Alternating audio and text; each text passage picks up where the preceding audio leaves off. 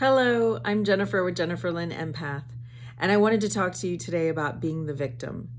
Now, this could have happened many years ago in childhood, a couple years ago, or it still unfortunately could be going on right now.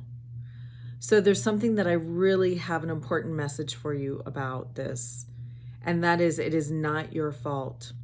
Yes, you are the victim, but so often the reason why we are victims is because somebody has not healed their hurt, their pain, their suffering.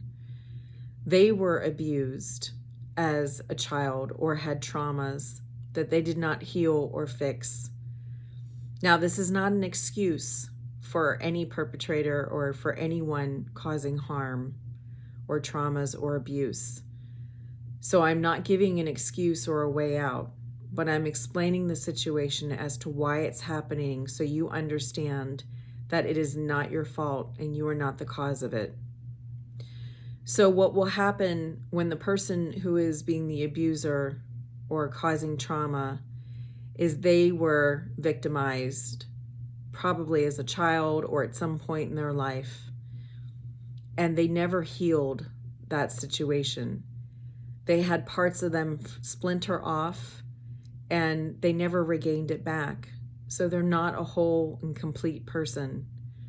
They have these holes in their heart. They have these holes in their soul that were fractured off. And it takes a lot of effort, time, and it's painful to heal, to do the hard work. It's scary. And a lot of times people aren't ready to, they don't want to have to think about it. They don't want to have to stare it in the face and deal with it.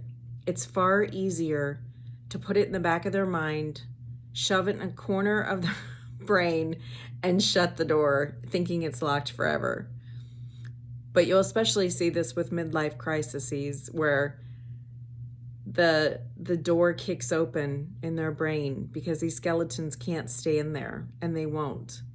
And it'll come out as more abuse or rage or frustration.